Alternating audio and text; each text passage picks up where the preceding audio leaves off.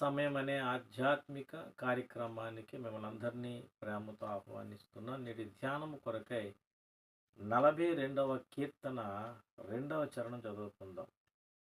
నా ప్రాణము దేవుని కొరకు తృష్ణగొనుచున్నది. జీవము గల దేవుని కొరకు తృష్ణగొనుచున్నది. దేవుని సన్నిధికి నేను ఎప్పుడు వచ్చేదను, ఆయన సన్నిధి నేను ఎప్పుడు కనబడేదను. ప్రభునందు ప్రియమైనటువంటి దేవుని బిడ్డలారా, కోరహు కుమారులు తెలియజేస్తున్నటువంటి మాట, వారు ఏ విధంగా మాట్లాడుతున్నారంటే, దేవుని సన్నిధికి నేను ఎప్పుడు వచ్చేదను.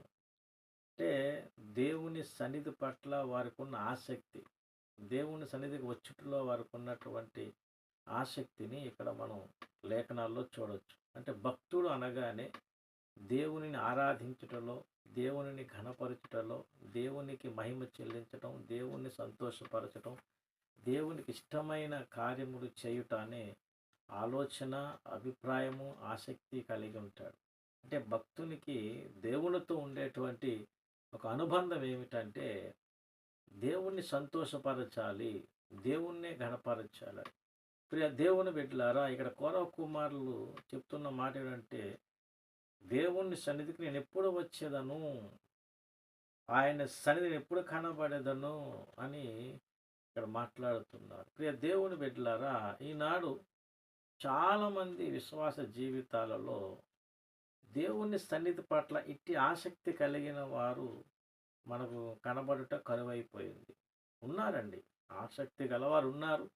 కానీ ఎక్కువ మందిని చూస్తూ ఉంటే నేటి పరిస్థితులు ఎలా ఉన్నాయంటే, దేవుని సన్నిధికి వెళ్ళకపోయినా మనం ప్రార్థించుకుంటే చాలులే, దేవుని సన్నిధికి వెళ్ళకపోయినా అంటే మందిరానికి ఆదివారం ఆరాధనకి వెళ్ళకపోయినా, దేవుని మందిరాలకు ప్రార్థనలకు రాకపోయినా, మనం దేవుని సన్నిధిలో ప్రార్థించుకుంటున్నాం కదా, మన ఇంట్లో దేవుని సహాయం కోరుకుంటున్నాం కదా, దానివల్ల తప్పే ఉంది, దేవుని మందిరానికి వెళ్తేనే ఆరాధన, ఇంట్లో దేవుని సన్నిధి ఆరాధించుకోవటం లేదా, నేను ఆరాధించిన దేవుని సన్నిధి కదా అని రకరకాల అభిప్రాయాలు కలిగిన వారు ఎక్కువైపోతున్నారు.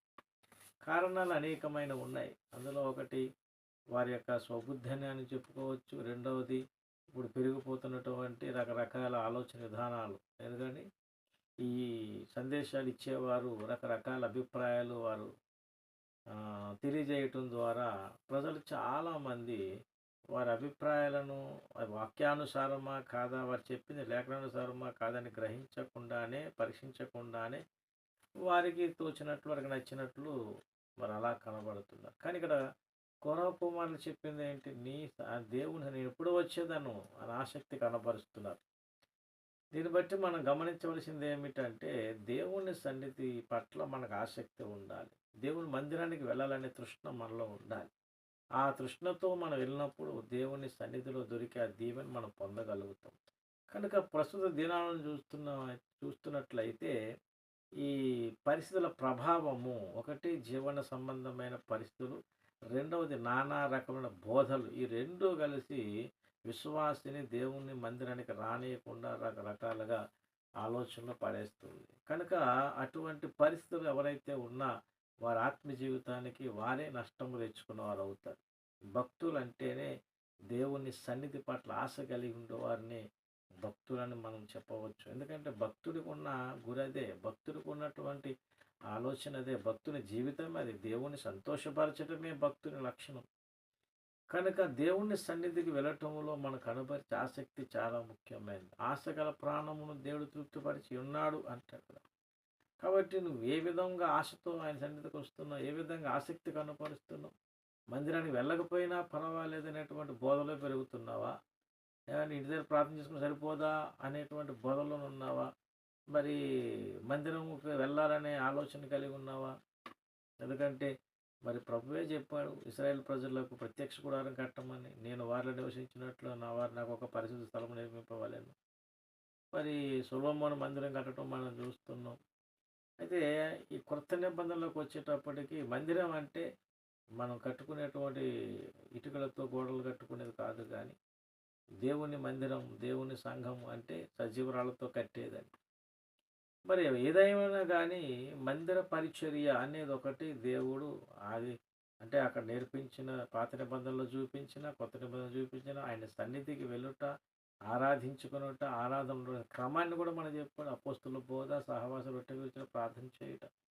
కానీ మందిరానికి వచ్చే ఆసక్తి ఈనాటి క్రైస్తవ సమాజంలో మెల్లిమెల్లిగా తగ్గిపోవటం కారణం 2. ఒకటి, వారు ఎదుగుతున్న పరిస్థితులు అంటే ఏంటి? వారికున్న ఇబ్బందులు, ఆర్థిక సమస్యలు, ఆటంకములు. 2, బోధలు. కనుక ఈనాడు అలాంటి పరిస్థితులు ఎవరైనా పడిపోయి ఉంటే ఒకసారి ఆలోచించండి. దేవుని సన్నిధికి రావటం, ఆసక్తి చూపటం అనేది చాలా ప్రాముఖ్యం. ఆయన మందిరానికి వచ్చి సహవాసం కలిగి దేవుని సన్నిధిలో బలపడడం అనేది చాలా ప్రాముఖ్యం. ఆయన ఆరాధించుకోవడం అనేది ఇంకా ప్రాముఖ్యం.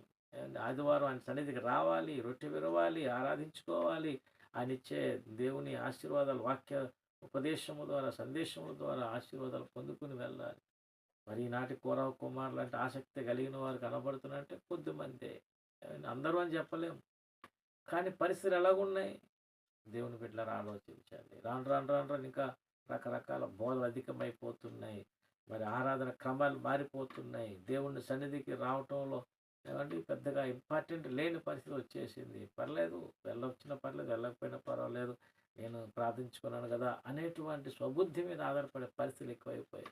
ఇలాంటి బోధల్లోనూ, స్వబుద్ధిలోనూ ఏమంటే ఆర్థిక ఇబ్బందుల్లో పడిపోయి దేవుని సన్నిధి నిర్లక్ష్యం చేస్తున్నావా?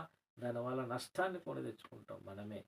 ఏమంటే ఎవరైతే ఆరాధన సమయాన్ని నిర్లక్ష్యం చేస్తూ దేవుని సన్నిధి వెళ్లకుండా, దేవుని సన్నిధి ఆరాధించుకోకుండా వారి జీవితాలలో మరి భక్తి అనేది కొనసాగించకుండా జీవించినట్లయితే వారి కలిగే నష్టము ఆత్మీయంగా ఎంతో నష్టం కలుగుతుంది. కాబట్టి సందేశం వింటున్న వారు ఆలోచించండి. ఆదివారాలు రొట్టె విరుచుట కొరకే పరిగెత్తాలి, ఆరాధించుట కొరకే పరిగెత్తాలి, దేవుని సన్నిధిలో సహవాసం చేయడం కొరకు పరిగెత్తాలి. ఈ వారం నాడు దేవుడిచ్చే సందేశం ఏంటి నా జీవితాలకైనా ఆశతో పరిగెత్తాలి.